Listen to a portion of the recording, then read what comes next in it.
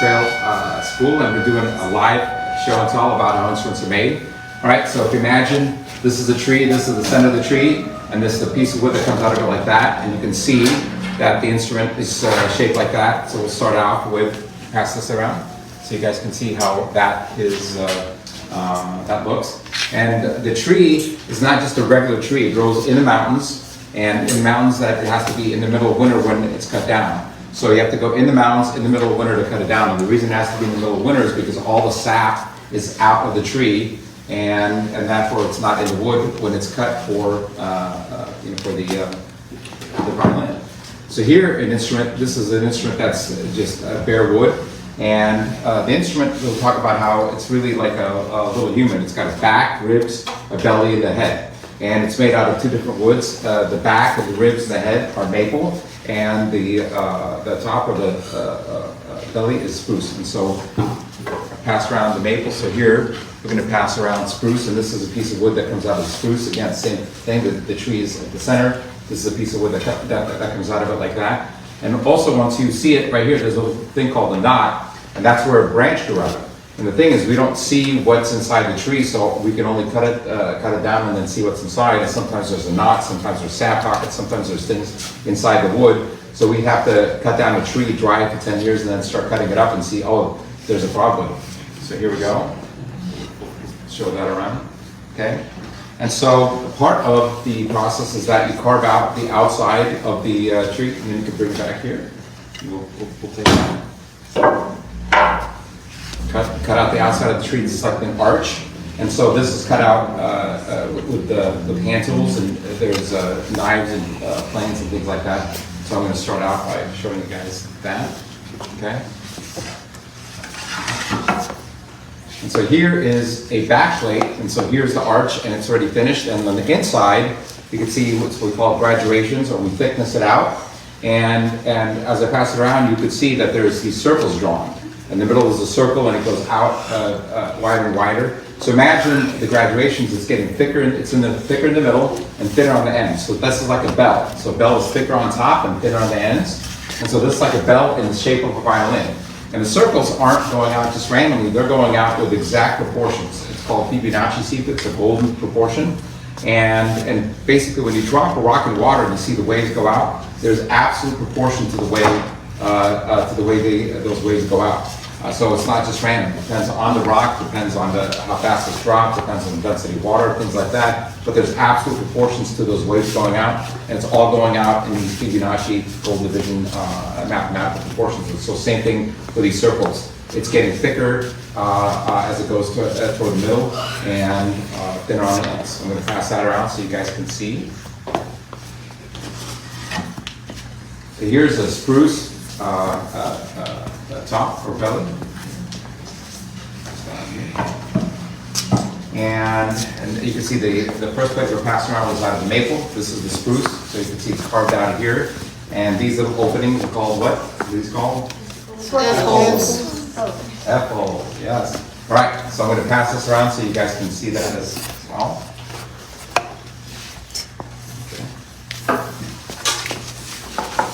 So ribs or sides that are carved, they're bent with heat. So it's got a little thin piece of rib, and it's bent with heat, and it's bent into the shapes here. So we have a mold right here, and we bend the ribs here, and there's blocks. It's called a lower block and upper block, corner blocks, and linings. So the ribs are maple, but these linings and these corner blocks and upper blocks, they're out of spruce. So these ribs, you can see they're actually flexible on the inside. So this form is actually what gives the form to the ribs, but the ribs then come out of the form. So I'll pass this around so you can see how these ribs are inside this form. Any questions about what you're looking at? Just double checking. The top is spruce and the back is maple? Correct. Okay. Yeah, the back is maple, top is spruce. So here we have the ribs that are out of the form, and they're glued to the back. So you've seen the back and you've seen the ribs, and so these are the ribs glued to the back. So we have already half the violin right here. Pass that line. Okay.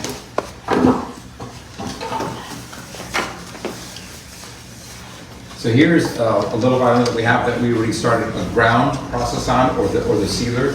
And so we're going to pass this around, but I want you to know that what you're looking at here is just the bare wood.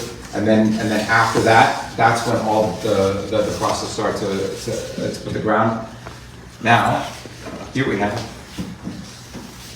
the process of making the head of the scroll.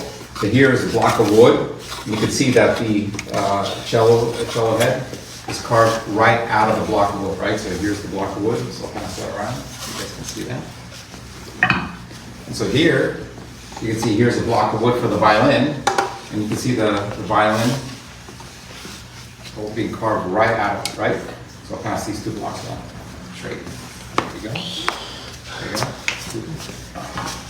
And so here is the rough block of wood, right? And so this is in its rough stages. You can see the block.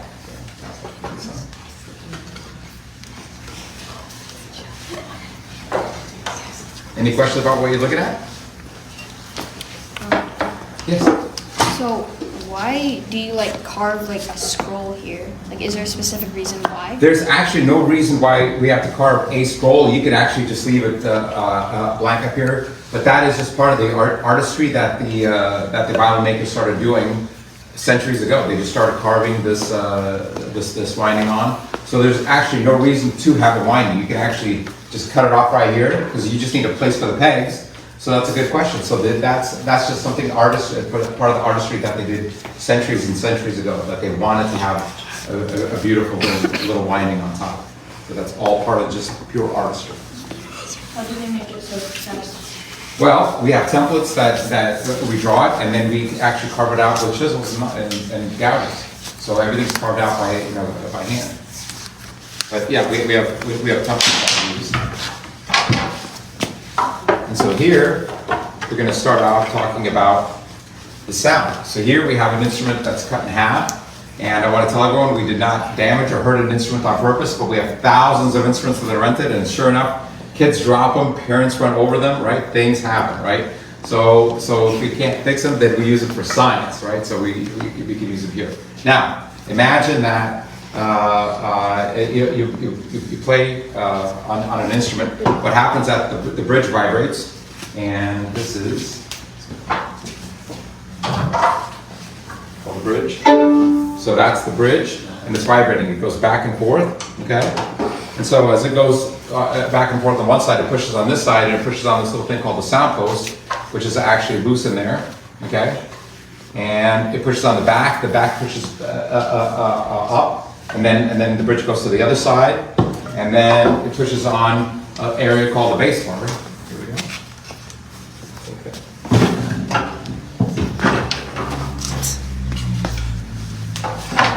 And so the bass bar pushes down and then pushes back up, and so the bridge is going back and forth between the sound post and the bass bar. So I'm going to pass these guys around so you can see. But what's happening in the process that it's going back and forth is that the back is pumping in and out, and so it's like a trampoline. And so it's sucking air in and pushing it out the holes, and that's where the sound comes from. So I'll show you.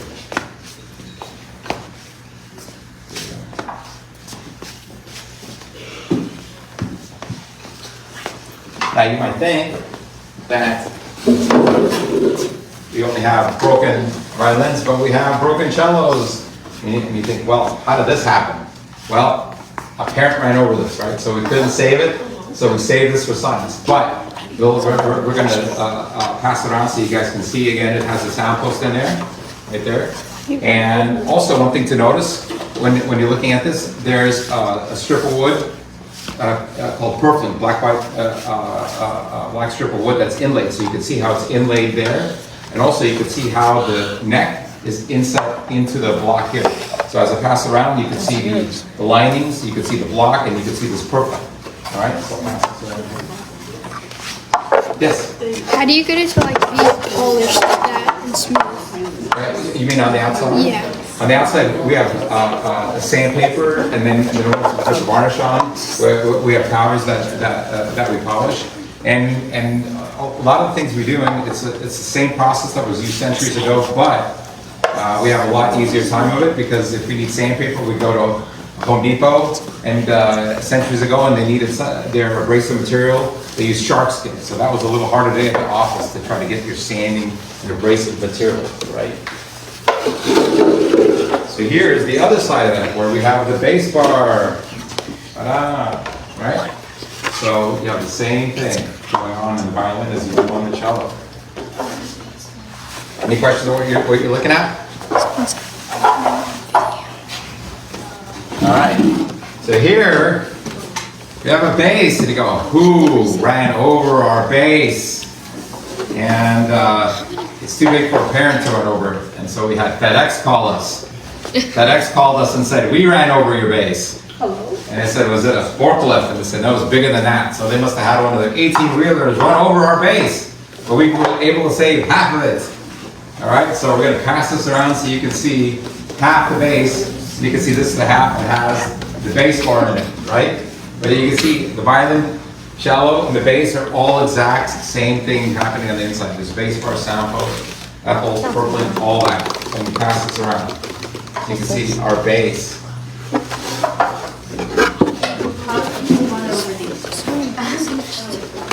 It happens. Yes. That's varnish that when it's varnished on the outside, it gets leaked into the inside.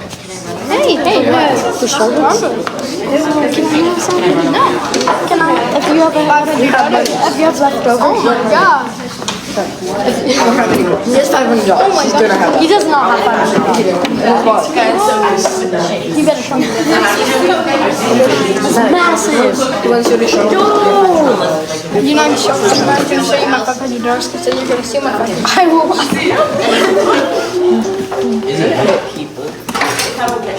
Why do you always Now that you see the bass, I'm going to pass around. This is the rib material. This is the rib material for the bass. And this is the rib material for the violin, so I want you to see the difference in these little materials. Any questions about what you're looking at? Yes? So like, why we're actually like playing an instrument that's like really heavy, but these are like Well, that's only half of it, right? So the instrument also has a fingerboard, okay? So this is called the fingerboard, right? And it's ebony, and it's one of the heaviest and strongest and most dense woods, right? So that's really heavy. And again, you're only looking at the body, but then this is, remember how heavy this was? This was just a cello scroll, so the bass scroll is even bigger. So once you combine all of it, the scroll, fingerboard, all the pegs, also basses have machines on them. They have metal machines on them, and so that's also weighted. So once you combine everything, that's where the weight is. Okay? Any questions about what you're looking at?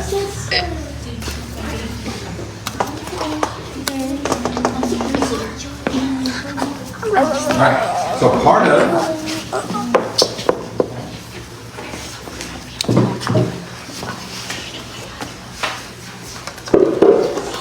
of what makes an instrument sound is like we talked about for a little bit, is the finish that goes on top of it.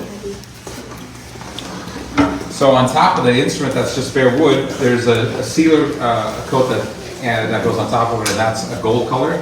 And then on top of that, we put a varnish, and so you can have reddish, brownish varnish on top of the instrument. Now, you can have any color you want because the color from the varnish comes from pigment. So there's a lot of times kids ask, hey, can you have purple or hot pink instruments? Sure you can, but then you'd have to pay up front for that instrument because nobody else is going to want that color.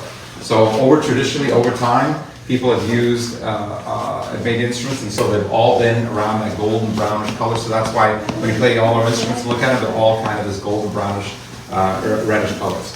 But you can make them any color that we want. This is just kind of the traditional colors. Yeah. Where? Do you not see the bring them on video? Yeah. Do you not see that? So imagine this is like a little person. Remember we started talking about instruments like little people? So imagine this is the skeleton, okay? So let's say you have 10 instruments just with the bare wood all in a row. You can't really tell them apart. And so as soon as you put it on the ground or the sealer, you can start telling them apart, just like you can with humans. If you have 10 skeletons, you can't tell them apart, but as soon as you put on skin on the human, then you can start telling them apart, right? So it's the same thing here. So just like with the human and the skin, you have the sealer that goes on top. That makes the health of the instrument. And whatever you put on top then makes it sound better or worse. That's why factory instruments don't have as good a finish. They don't sound as good. And these $1 million old, 300-year-old instruments that have a much better finish on top sound much better. Okay. So what you put on top really has an effect on the sound. So I'm going to pass this around so you guys can see. Here's the finished instrument with bare wood and the fingerboard, so you can see what that is.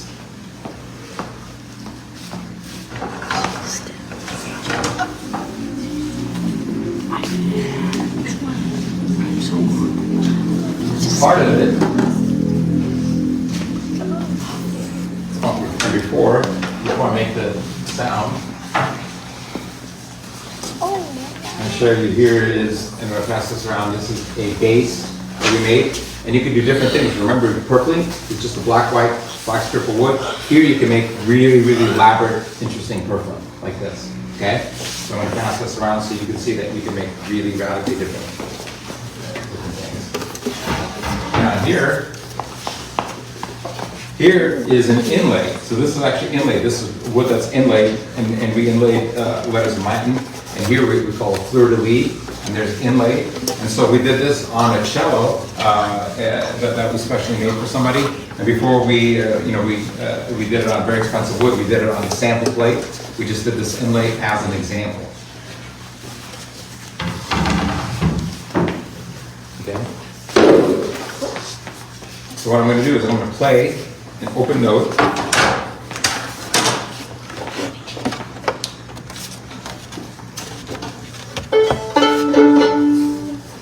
Okay.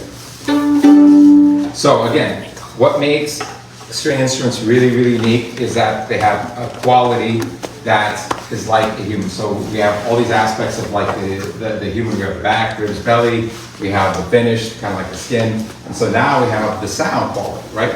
And so what I'm going to do is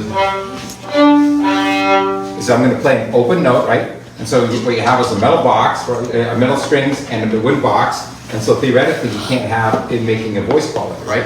Because the voice takes 3 divine elements, takes moisture, heat, and air. Okay, so you can't have a voice in the vacuum of space. You can't have a voice underwater. Okay, you can't have a voice where it's completely dry in the desert. So it's a really divine thing. So you think, well, how can this instrument have a voice quality? So if you have a really nice instrument, it can do it. So what I'm going to do is play an open note. So I'm not going to be manipulated with vibrato or anything else. I'm going to open note and I'm going to sing. So I don't play well and I don't sing well, but if you can't tell at times where I'm playing and I'm singing, that means this instrument is singing, right?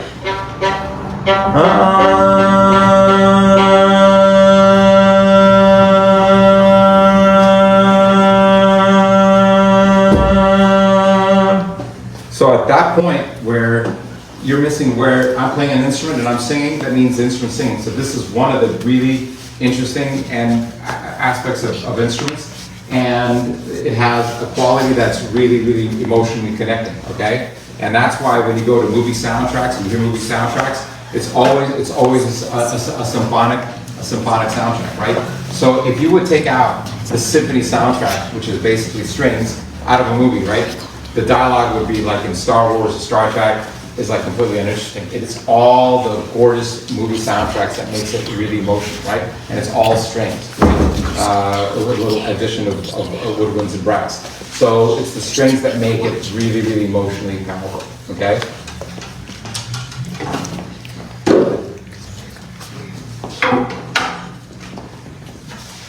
Any questions?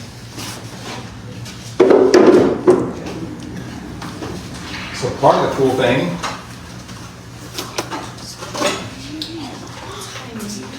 about strings is that we can have small instruments. Yes, we can have. So string instruments are one of the few instruments that you can have even like a 2-year-old play, right? So you have to be pretty much a adult height to be playing woodwinds and brass, but you can play really instruments. And so 2-year-olds play on it. So I'm gonna pass this around so you guys can see. Wait, do you? We used to have like really expensive instruments and people go, oh, so what? Now we have these little small ones that are so everyone's really interested in it. So we know what works here. So you think, well, are violins the only small ones? No. Is it not rosin? They have a small cello. We have small cellos. Small cellos or Shaquille O'Neal viola, right? Or one or the other. So we have small cellos again. So our cellos, do we have any bass players here? No. We don't have Bases. We have no bases. No bass. Really? Small bass. Small bass. That's small bass. Small bass. We have small basses. That's a cello. That was That's not a cello, it's a bass. See, it's a bass. It is a bass. Wait, can you actually tune it? The bow's not rosin. Can you actually tune it? No, there's no fine tuners for these ones. It's always in tune. It's always in tune. Any question about what you're looking at? Any question about violin making? How do you even turn this? Yes. On a scale of 1 to 10, how hard is it to make a violin? 1 being easy and 10 being extremely hard. Well, it depends on what you compare it to, right? So compared to building a rocket ship, it's easy. You know, compared to building a birdhouse, it's hard, right? So everything is relative. Yes. What are the bow hairs made out of? The bow hairs are made from horses' tails, and basically these are special horsetails for Mongolian horses. So basically, you see those Budweiser Clydesdales you see on TV. When they're not looking, we go and sniff their horsetails. But we tell everyone we grow it. It's no problem. It doesn't hurt the horse. It's just like a haircut, right? But it costs about $700 a pound to get this because it comes from Mongolia. Very difficult to get. But these white horse hairs are just much smoother and they're better fit for the bows rather than kind of brown and black scraggly hair that from horses. So just a much smoother hair. But that's why it's so expensive. So if you wonder why is it $60 to a hair bow, because it takes a long time and a lot of money to get the horse hair. Are any of those made out of like the brown horse? There's some of the bass bows. The bass bows, they like some of the bass players. They like the darker, more scraggly hair because it's rougher, and so a bass is a darker, bigger, instrument, and so the rougher hair works on bass bows. So you can use those hairs there. But on this is the type of bow that's used. Okay. One thing about the bow, the good bows are made out of a wood called Pernambuco. And Pernambuco is grown in Brazil, and it's very expensive because they cut it in the mountains and they have to float it down rivers with lots of piranhas, and so difficult to get, very, very expensive wood. It's made straight and then it's bent with heat. That's why when you are done with playing the bow, you need to loosen it like that, okay? Because the bow is completely under strain when it's being played and needs to relax. Just like you need to relax and sleep, the bow needs to relax and be untightened when you are not using it. Okay. Any questions about violin making? Question about what you're looking at? Okay. So one last thing before we go play instruments, I want to talk about what music really is for your future in the age of AI. So everyone knows AI, right? Everyone knows Go City, right? Okay. So it's going to be radically revolutionizing everything. And right now in school, you're being taught to memorize information and regurgitate it on a test, which means you're made to be competing with an iPhone, okay? Which is an obsolete thing, and you guys kind of are in the transition time because there's no point in memorizing information because AI is going to have the combined information of all humans and you can access it on your phone anytime. So you're going to go, so what is your advantage as a human being? It's the fact that you can be creative. And so then the question is, what'll make you more creative? And it's not a Monster energy drink, and it's not anything else. It is engaging in the arts. At the highest form of the arts is music playing and music training. At the highest form of that is actually string instruments. So believe it or not, being a musician is a human superpower for creativity, and you're going to need creativity in the age of AI to harness AI and use it effectively, right? Which is what it's all about. So you're enough that as you get towards high school and already after high school, you're going to look at it and you're going to go, wait a second, I could go through another 4 years of college, or I could be taught by an AI agent everything that college is going to teach me in a few months that college is going to take 4 years, right? So everything is going to be about your creativity and using creativity. And so just remember that when you're playing music, you're actually training and developing your creativity. Your mind is wiring your brain for creativity. So the fact that you like it, you are way ahead of all your friends that go, I'm doing something more interesting and something more important than music. You are actually doing the most important thing in the world, is being a musician, because being a musician is a human superpower. And make sure you tell all your friends that.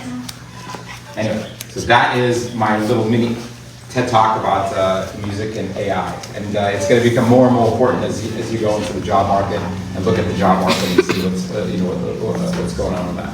All right? Any questions about anything? See, we talked about?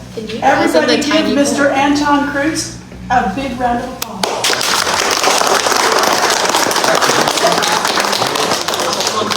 Any other questions before we go? Yes. So how would you make the strings and how would you apply them? Well, we don't make the strings. There's other companies that make strings, and so there's lots of different ways to make the strings. They have machines that line different materials and different metals and all these other things, right?